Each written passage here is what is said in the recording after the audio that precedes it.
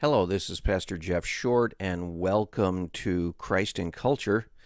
And today I'm going to be talking about an article that I read in the newspaper the other day. And I hope that this is something that is of interest to you, but I'm going to be talking about it because it pertains to something we see in our culture called the Me Too movement. And it's also related to the generation called the millennials and how they think. And I'm going to poke some fun at this phenomenon, but there is something seriously wrong here when you have people complaining about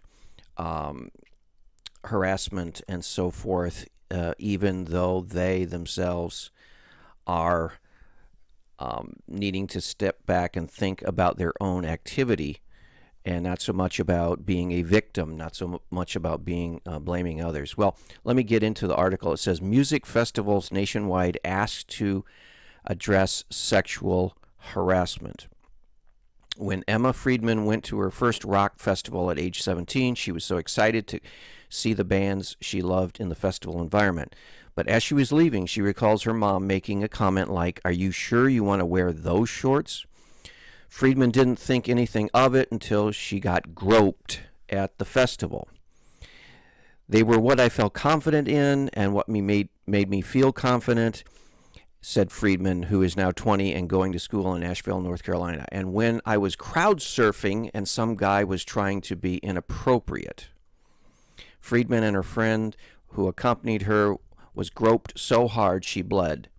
Friedman is one of the many music fans who have spoken up about sexual harassment and groping at music festivals recently, as the Me Too movement has emboldened more people to talk about harassment in public spaces. With increased focus on the long-standing problem but little statistical data on how it often happens, music fans and even artists are asking the live music industry to make cultural changes. This year, Friedman went back to the same festival called Carolina Rebellion, this time armed with a sign that said, "Stop sexually assaulting female crowd surfers." She said the response was overwhelmingly positive, with both women and men thanking her for her sign.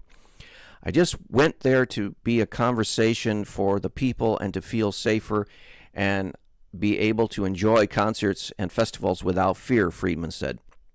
Some festivals are responding to these complaints by training festival staff and volunteers on how to respond to harassment, adding booths or signs with information on where to report sexual violence, and having clearly posted anti-harassment policies. Some artists have spoken out on stage to trying to stop groping that they see in the crowd, including Drake, Sam Carter from the British band The Architects, pop singer Madison Beer said during one show she called out a man who was being aggressive to a woman in the crowd. She kept pushing him off, and he wouldn't stop yelling at her and telling her to shut up and all this stuff, Beer said. "I stopped the show and I was like, leave her alone." Everyone applauded and was whatever. And I don't even do these things like that for a reaction or applaud. I genuinely don't like seeing that. I've definitely had my fair share of guys being a little too much with me, and they think just because they follow me on Instagram, they know me. Church's singers Lauren Mayberry experienced it as a music writer when she was reviewing a show. "I stood on a small square box table thing to look up to write on my notepad how many people were in this band, and somebody put their hands up my skirt when I was doing that. That's not a minority of cases. It happens a lot at shows," Mayberry said during an interview in Chicago where her band was performing at Lollapalooza. "I think it's about power and taking advantage in situations, which is a societal theme," Mayberry said. "I think it's good for more conversations are being had around these things, often the back of things like Me Too. I don't know how you change these things other than trying to create a community and create security and back up women's voices when they raise them. Some artists are leveraging their platforms by having anti-harassment policies as part of their concert tour, or even giving fans a way to report harassment directly to the band." Well, hello, this is Pastor Jeff Short, and you are watching Christ and Culture today, and I'm going to be covering another topic that is in the news. I ran into this article in the local paper here, and it outlined a situation that a young girl had that it borders on ridiculous.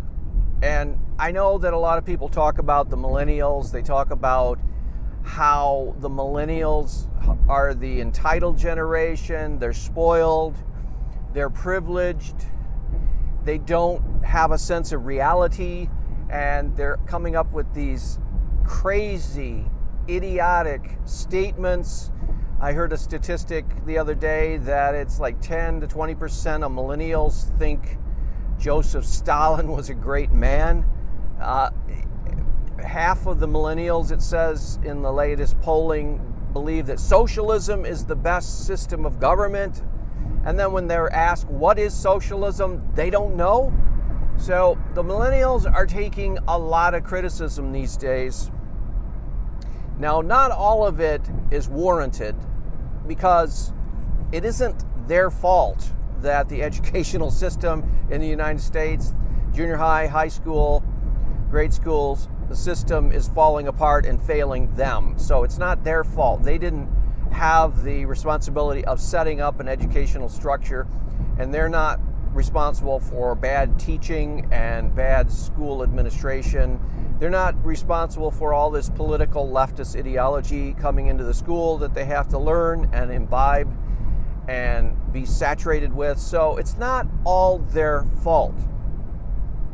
So when we see millennials acting immature and we see millennials coming up with crazy ideas, we can't blame them totally, because they are a product of the system, the school system, and the decadent and corrupt pop culture that is spread most prominently through the internet and smartphones that they all own.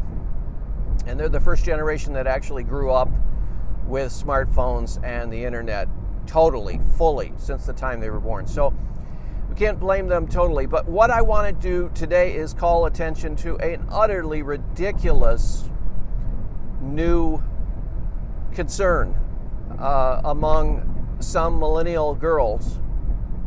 And that is harassment at music festivals while they're crowd surfing.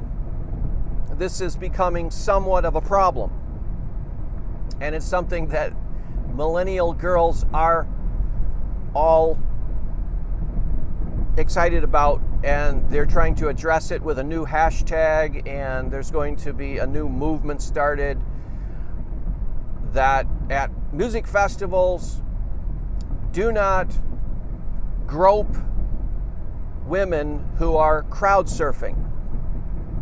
And the story unfolded in this local paper that I was reading. There was a young girl who was 18 years old. I think she was 17 or 18 years old. And she was going to a music festival with her boyfriend and girlfriend. And so she was heading out. It was a weekend music festival. This is kind of a newer thing that the millennials are doing now, and that is, it's not totally new, because there is Woodstock and there is all kinds of, in the 60s, there were music festivals that lasted more than just one event. You know, most rock concerts, most music concerts, most musical events are one event, and that's over. If you go to a concert, it may start at 7 and then end at midnight. Or if you go to a rock concert in a major city, you go, you buy your ticket, you spend 3-4 hours there, boom, you're gone, it's done. But there are rock festivals now, and there's a popular practice that takes place at these rock festivals, and that is where a young woman gets up on top of the crowd and is carried along by the crowd from the back all the way to the front and then back to her seat. It's called crowd surfing. And women actually climb up on their boyfriend's shoulders and lay back with their face forward, face upward, and then they let the crowd basically carry them from one hand to the next hand, from one person to the next hand and person, and they are moving through the crowd on top of the crowd as the crowd is lifting them from point to point. And that's called crowd surfing. Now, what the problem is these days is that there are women who are reporting that they're getting groped when they're crowd surfing. And so this is now a big concern, and there are booths up, and there are women who are running organizations now to address this problem, and it's part of the Me Too movement. You know, it's part of the hashtag Me Too movement. Yes, I was groped at this conference, and I was groped at this music festival, and I was groped at this rock concert while I was crowd surfing, and so on and so forth. And so this article was describing what happened to this young 18-year-old girl. She went with her friends to this music festival, and before she left the house, just as she was going out the door, her mother said to her, "Are you really going to wear those shorts to the music festival?" I guess they were really short shorts. And she said, "Yes." And she says, "I like them." And so she just went out the door and she wore these short shorts to the music festival.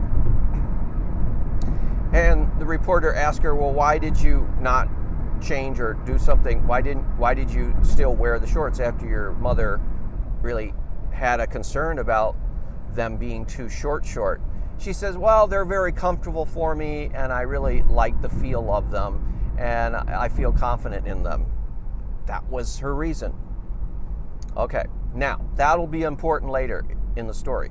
So she gets to the music festival and she decides that she wants to do what some of the other girls are doing, and that is crowd surf. She wants to get on top of the crowd facing upward and have the crowd basically push her from one end of the crowd to the other. It's called crowd surfing. Now, you can obviously see the inherent dangers in a practice like crowd surfing. And you can also see how this is a very risky thing to do if you're a young woman, because you are going to get groped. It's just a matter of to what degree are you going to get groped, where are you going to get groped, how much are you going to get groped, and all these other variables. But you are going to be touched, you are going to be handled by hundreds, if not thousands of people's hands. And they're going to be touching your rear end, they're going to be touching your bare legs if you wear short shorts, they're going to be touching your shoulders, they're going to be touching your back, they're going to be touching your body. And so if you go into that and you know that that's the very definition of crowd surfing, and that is you're going to have your body touched all over the place, hopefully just on that one back side, then you're going to know what you're in for. And I don't understand why any woman, any young woman, or any person would want to crowd surf. I mean, to have dirty, stinky, smelly hands touching and grabbing you, they have to grab you to some extent to propel you from one place to the next. So the crowd is essentially passing your body from one section of the crowd to the other. So they're going to have to be using some kind of force. It's not just a matter of they're holding you up with their palm of their hands and you're surfing by your own power. No, they're actually moving you. They're pushing you. They're pulling you. And you are supposedly this called crowd surfing. Again, why anybody would want to do that, I don't know. I mean, to watch somebody crowd surfed might be interesting, but you can obviously see the problem here. So what happened was she decided she was going to be crowd surfing in these really short shorts that her mother had warned her about to not wear just to the concert. The shorts were of such a concern that her mother was concerned enough that she not even wear them in public to this music concert, let alone, her mother didn't even know about the crowd surfing thing that she had going on. But the girl decided to be a crowd surfer, and so she jumped up and she started doing the crowd surfing thing. And then after the festival, the music festival, she was disturbed and bothered because she was complaining that she had been groped. And what that means, I don't know. See, this is the problem, and this is the problem that we're encountering today with the feminist movement. They're using words, but they're not defining what they mean. What does it mean to be groped? If some guy touches your rear end, is that groping? But you have to do that in crowd surfing. If a guy touches your bare leg, is that sexual harassment? Is that groping? If you're crowd surfing, there are going to be guys and gals that are touching your legs and your rear end and your back and your shoulders and every place on your back side, because that's how crowd surfing works. You have to have someone touching you to move forward or move backwards or whatever way you're surfing. You have to have someone touching you, or else you just stay in the same place, or you just get dropped and they drop you on the ground. And that can injure you. So you already know that you're going to be having people touching you. And then in the crowd, there's always going to be those individuals who are going to take advantage of a situation. And so I think in most people's mind, they know that, okay, here's a potentially dangerous situation for young women. Most guys probably don't try to take advantage of a crowd surfing, scantily clad woman just for the sake that they don't want to be that way. They don't want to take advantage of a woman. Most guys don't want to take advantage of women. But there are always those that do want to take advantage of women, and there always will be those kind. And so when you are a young woman and you submit to this crowd surfing ritual, you are opening yourself up for groping. And you can say, it shouldn't be there. It shouldn't happen. These guys are wrong. They're doing wrong. They're taking advantage of women who just want to have fun and crowd surf. In other words, these women, they don't want you to grope them. They just want you to touch them. And they don't want these guys to grope their rear end. They just want guys to touch their rear end. They don't want guys to grope their legs. They just want guys to touch their legs, because you have to touch the crowd surfer to actually move them along on top of the crowd. So we're talking about a degree of touching, a nuanced degree of touching that separates what some women consider groping and sexual harassment and regular, ordinary crowd surfing. And that degree of nuance is really difficult to teach a mob, a crowd, with music blaring in the background. Possibly some of these people have been drinking alcohol. Possibly some of these people are taking drugs. So you have this crowd of, some have used alcohol, some have used drugs. There's a music, strong beat. It's a recipe for disaster for any young woman who thinks that she can just have fun crowd surfing, because she's going to encounter guys that are going to take advantage of the situation. And instead of just moving her along, they're going to try to grope her. Okay, so what happened was this young woman came back. She was all distraught. She was in tears. She was emotionally a wreck. And it was because she said, I was groped, and she reported this as a sexual harassment. And she started getting plugged into different organizations that address this issue. And then the article went on to determine that there is a big problem in the music festivals with this kind of groping, and that some of those groups are beginning to specialize in targeting music festivals and concerts and setting up booths and getting the word out that, hey, don't grope crowd surfers. And so this girl is part of that now. She's trying to raise awareness or raise consciousness about the crime of crowd surfing groping or crowd surfing sexual harassment.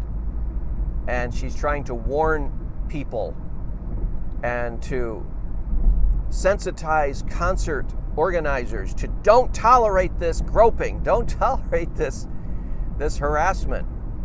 And so it describes her going to the next music festival, and she has a big poster, and it says, "Don't grope women who crowd surf." And she's trying to tell that to the young men who are going to be passing these women forward and backwards in the ritual of crowd surfing. And what's so ridiculous about this whole issue is that there's a simple solution to the problem of women being harassed and sexually hassled at a music festival while they're crowd surfing. There's a simple solution to it. Just don't crowd surf. That's the solution. Just don't jump up and invite nameless, faceless crowd of thousands of hands to grope you or to touch you or to pass you on from one hand to the next. Don't submit to that. Don't even participate in that. Don't be a part of that.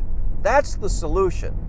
Not to raise awareness of all of the evils of these guys that are touching you and groping you and crossing the line, whatever the line is. I don't know. How do you sort out what is groping and what is touching? You are inviting guys to touch your body. And then when they touch your body, what, in a too strong a way, or they hold on to your body too long instead of passing? I don't understand. The definition of groping and sexual harassment on this thing is really hard to determine. And so my advice, I think it's just common sense advice, is if you're a young woman and you want to be safe, don't ever voluntarily crowd surf. It's just a bad idea. I think it was done with people wanting to have fun, and it must be fun that some of these women want to have it and do it. It's kind of cool to be moving along on top of people's hands from one side of the concert stadium to the next, or the music festival grounds to the next. And yeah, I guess it would be a thrill of some sort. But if the risks are too high, and if you're calling upon guys who are anonymous for the most part, and that's one of the problems, they don't have any kind of accountability when they're in this situation. So they're anonymous, and then they don't understand all of the nuances that you might have in your mind. A lot of the women have a line that they have set in their own mind. It may vary from woman to woman. That's a problem. It's subjective, and the definition of inappropriate touching is very difficult to tell in this situation, especially when people are intending to touch you and you are intending them to touch you, because that's part of the whole ritual. It's just absurd. And my feeling is, if you don't want to get groped, if you don't want to risk getting groped, if you don't want to be inappropriately touched, if you don't want to risk inappropriate touching on your body, don't crowd surf. The solution is not to raise awareness and have a campaign and blame the crowd, the nameless, faceless crowd, for your victimization. The answer is to just not be a victim by not participating in this very unhealthy ritual. Because you can't trust a crowd. You don't know these people. You don't know who they are. There could be serial rapists in the crowd. There could be sex offenders in the crowd. I don't think these music festivals or concerts screen out all the people that buy tickets. I don't think you have to have a background check before you buy a ticket to a rock concert. I don't think there's a whole lot of screening and vetting that takes place before these things. And so you are basically trusting the goodwill of total strangers, young people who you have no idea what's behind them. You have no idea who they are, their background, or their track record in these areas. And so you're just trusting them. So the best thing to do is don't crowd surf. Give it up if you're doing it. If you're a woman, just bypass it. Just go to a music festival and listen to the music. That's what the primary purpose is. And have fun and hang out with your friends and have a good time and forget about the crowd surfing. But don't try to make it into a cause, and don't try to get all serious about this problem when there's a simple solution. And the solution is just don't do it. It's a bad idea. So I just thought I'd point that out and encourage people to use their brains, use their common sense, instead of blaming other people for their problems. I hope that's been helpful, and we'll see you back next week on another program. God bless.